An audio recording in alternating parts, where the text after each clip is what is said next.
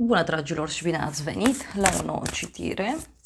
Dacă titlul te-a atras, înseamnă că ai aici cu siguranță un mesaj pentru tine. Îți mulțumesc pentru că mă urmărești, îți mulțumesc pentru că mi ești alături. Dacă vrei și tu astfel de citire, găsești oricând gratuit doar pe aplicația de tarot și astrologie Cristina Zurba, disponibilă atât pe iPhone cât și pe Android. Hai să vedem așadar mesaje, ce trebuie să știi, care sunt mesajele pentru tine, ce mesaj are Universul în acest moment să-ți transmită. Și avem așa un echilibru între spiritualitate și practică, o lună plină în Pești. Este un moment de echilibru între practică și emoție. Poate să fie și o etapă a vieții tale în care ceva se închide, ceva se finalizează. E o etapă din punct de vedere energetic, e ca și cum atingi o anumită maturitate din punct de vedere emoțional.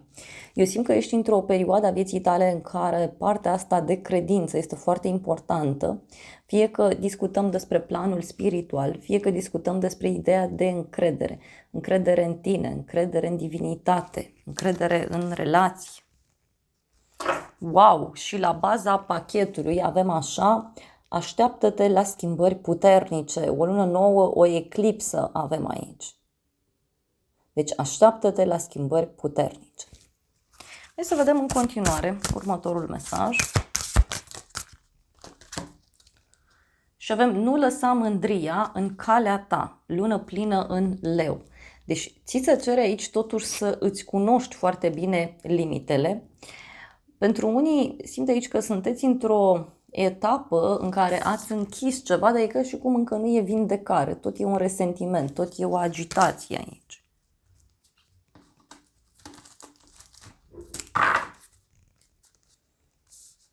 E o concluzie, uite, la care ai ajuns. Mai vreau o carte. A ieșit tot cartea asta cu partea de concluzii, dar avem aici o eclipsă de lună. Da? Niște concluzii. Iar apoi avem să ai încredere în visul tău.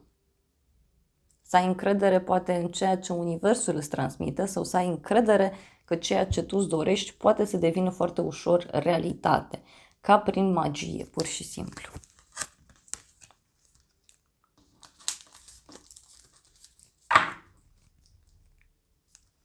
Avem emoții care sunt foarte puternice și un timp pentru vindecare. Uite, ți se recomandă aici să vezi totuși imaginea de ansamblu a lucrurilor, pentru că eu cred că această mândrie, da, acest orgoliu, această luptă aici, e tocmai pentru că cineva se pierde în detalii. Ok, hai să vedem ce spune și acest oracol. Învață, lasă iubirea să-ți arate cum să învățați unul de la celălalt. Deci e despre a învăța de la partener, despre a învăța partenerul de la tine, despre a găsi un oarecare echilibru.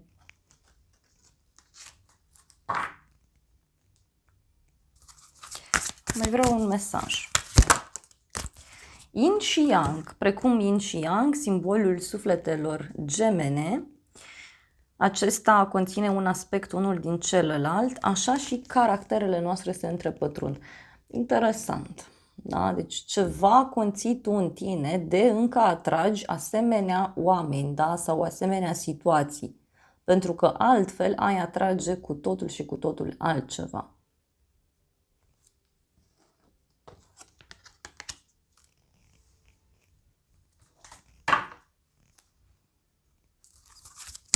Mai vreau un mesaj.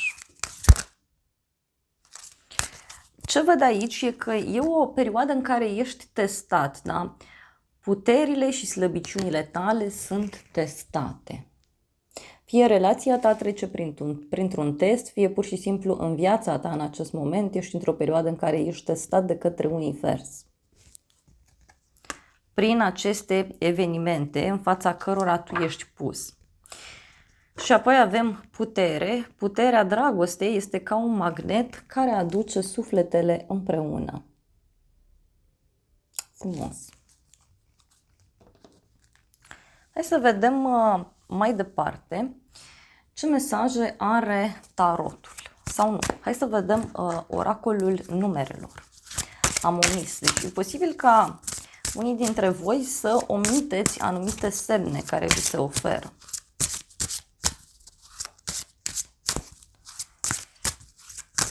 Hai să vedem mesaje. Wow, numerele vorbesc despre putere, cifra 8, deci e multă putere aici pe care tu o ai, iar apoi avem explorare, da, numărul 43, deci tu aici ai nevoie să ai puterea necesară să explorezi ceva, e nevoie să ai puterea necesară să înveți ceva, să predai ceva.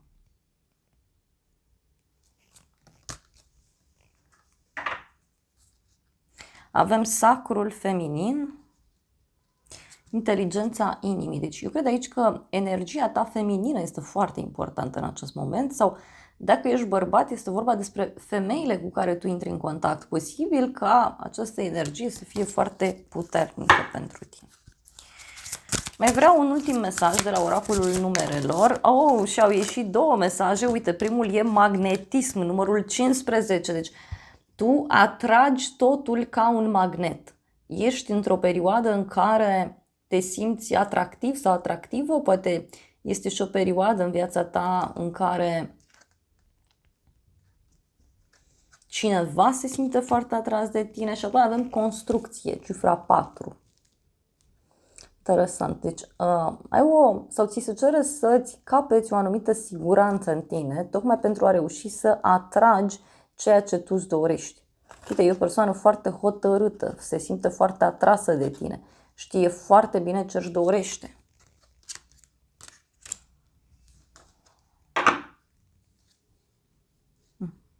O idee genială avem aici, dar avem și viziune, armonie. Deci, aici ți se cere să vezi cumva totul printr-o armonie, prin bucurie, prin iubire, prin pace.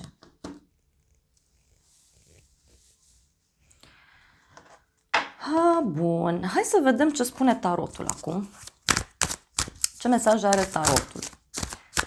S-a întors o carte nouă de spade. Uite, privești pe geam și ești stresat, da? Te gândești că vor veni vremuri în care poate vei fi singur sau singură, poate te gândești că sunt vremuri în care, știu eu, nu vei sta bine, poate financiar, emoțional, însă această carte de foarte multe ori, uite, vorbește și despre faptul că de multe ori ne uităm doar spre anumite îngrijorări și uităm ceea ce este necesar. Da? Poate să fie și faptul că te afli într-un moment în care gândești prea mult, nu știu, ești o persoană mult prea mentală în acest moment, da? Îți faci prea multe gânduri. Poate e indicat aici să faci mai multe lucruri pentru tine. Mai văd un personaj care e foarte stresat pe ceea ce vine, doar că are uneltele, are ce-i trebuie, doar că pur și simplu nu vrea să facă, nu vrea să acționeze.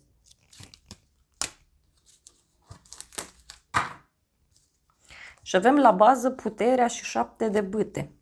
Da? Deci cineva care, nu știu, își apără teritoriul, e încăpățânat, e orgolios. Mai vreau o carte.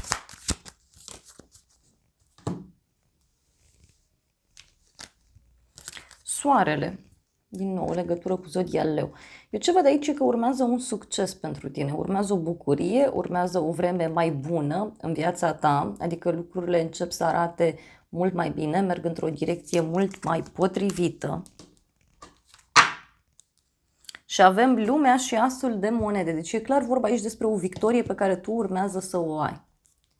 Doar că vestea asta vine fulger, da? Vine într-un moment în care te aștepți cât mai puțin sau vine în momentul în care alegi să dai la spate fie o relație toxică, o prietenie toxică, o colaborare în care sunt minciuni, sunt amânări. Pentru unii mai simt aici să vă transmit că poate să urmeze un moment în care vi se arată ca o dovadă, da? Universul ăsta vine și vă arată clar, uite așa stau lucrurile, uite în direcția asta se îndreaptă situația. Mai vreau o carte. 3 de cupe, foarte frumos, deci avem aici o primă bucurie, o primă victorie, o celebrare, te bucuri alături de cineva drag, poate să fie cu 3 de cupe și un moment în care te întâlnești cu o persoană apropiată de inima ta, te bucuri de un anumit lucru.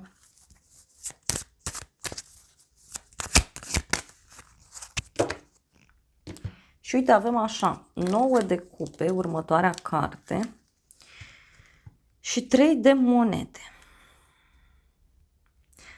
Ce-mi vine să-ți mai transmit aici? Că e și un moment în viața ta în care tu poți să faci magie.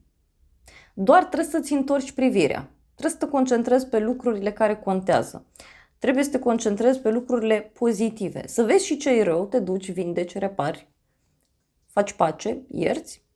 Ca mai apoi, da, să-ți găsești aici o oază pentru tine.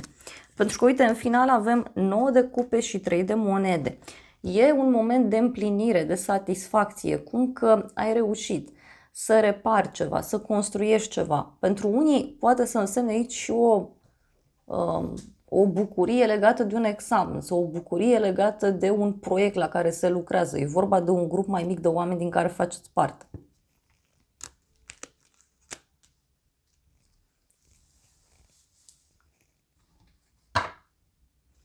Șapte de cupe.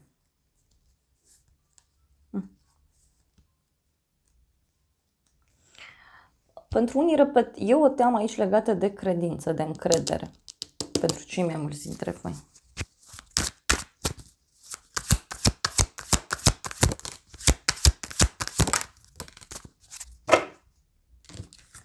Patru de cupe, 6 de cupe. Poate ți se cere să mai închizi puțin ochii de la anumite probleme și să activezi acel copil interior care crede în minuni, care visează cu ochii deschiși. Mai vede aici că ceva nu place, ceva nu convine, fie legat de un suflet pereche, fie e ceva legat de o persoană foarte apropiată.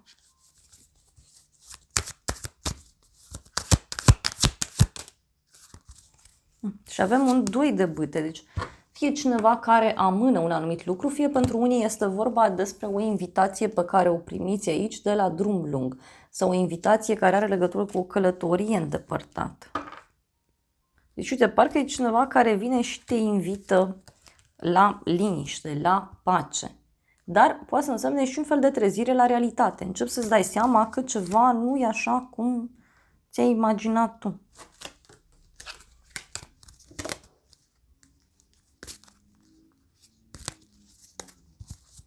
Mai vreau un mesaj.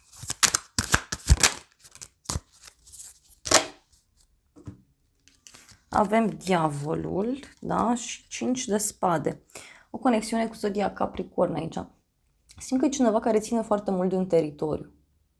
Și poate să fie și un moment în care ți se cere să pui niște limite, mai ales dacă vezi că o relație e toxică, o colaborare e toxică, ceva nu e benefic pentru tine.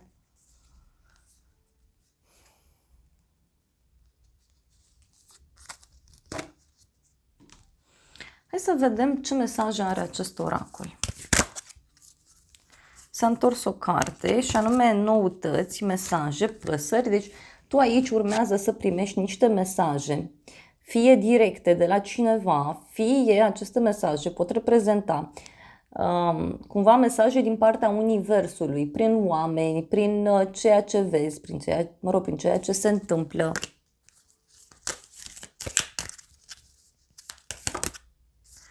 Și mesajele astea, uite, au legătură cu o schimbare. E o roată care se învârte. Avem sfârșit și nou început. Da? E vorba de niște noutăți aici, niște vești care țin de o schimbare profundă. Și avem creștere, stabilitate și iubire, atracție, pasiune.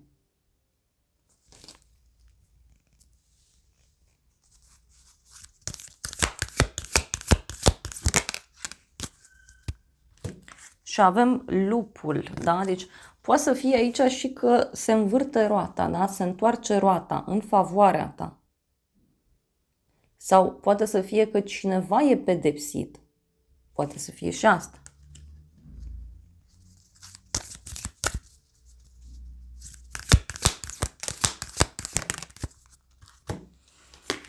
Și avem luptă, supraviețuire, putere, justiție, documente. Da? Deci cineva care are o problemă aici cu legea sau poate să fie și cineva care luptă pentru un anumit lucru.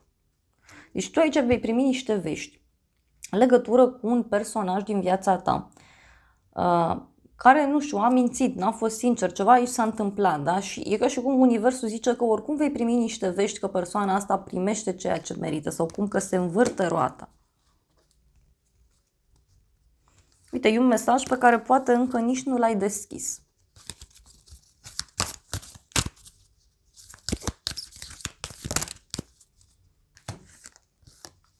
Avem inamic, protecție, succes și mândrie.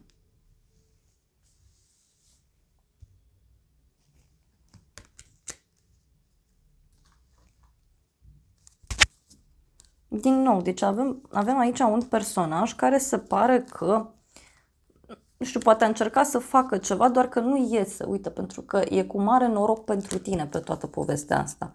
Și se sfârșește se sfârșesc toate vicleniile acestei persoane. Eu așa simt să transmit. Da, hai să vedem ce spune și acest tarot.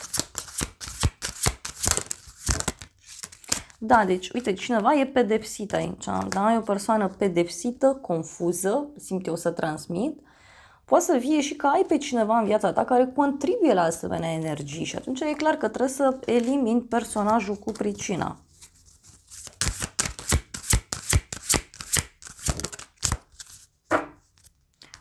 Și avem aici așa. Luna și furtuna. Deci, dragilor, ce văd eu e că e un personaj foarte întunecat aici. Da? E un personaj foarte întunecat, foarte complicat.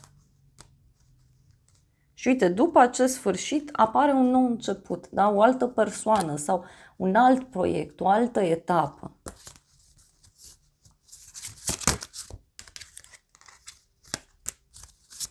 Sfatul e să rămâi vertical sau verticală, să-ți păstrezi concentrarea pe lucrurile care contează, poate chiar pe planul profesional.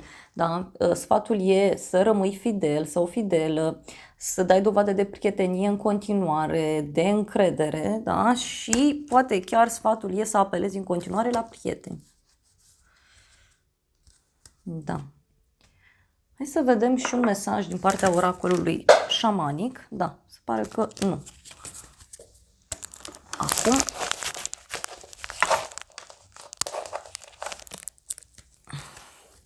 Da, nu vrea să ne ofere mesaje. Oracolul șamanic. Să vedem din oracolul meu niște mesaje bonus din partea universului în acest moment. Și avem așa, natură aici, în curând o reușită, o bucurie, apoi avem albastru, conversație, invers, inițiala I, iar apoi avem iubire, chakra 4. Deci cineva aici se poate schimba radical, da? La 180 de grade.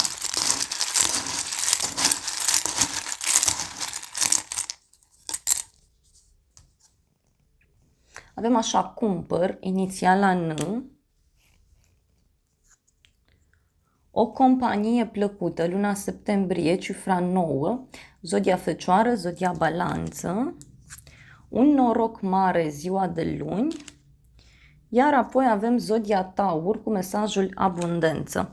Da, deci dragilor, aici eu cred că totul ia o întorsătură absolut fantastică, da, în toată situația asta. Și e cu noroc până la urmă pentru tine, e cu realizare.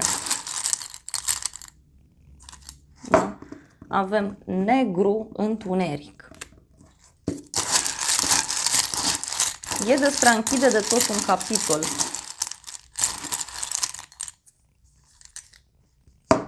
Și avem planeta Pluto, schimbare, transformare, magic, cifra 7. Da? Deci eu cred aici că, nu știu, ca prin magie se închide ceva, se finalizează ceva. Dragilor, acestea au fost previziunile de această dată. Eu vă mulțumesc pentru prezență, vă îmbrățișez cu drag, sper din suflet să vă fie de folos informațiile și să ne revedem cu bine și data viitoare. Eu vă doresc să aveți parte de o zi sau de o seară cât mai frumoasă.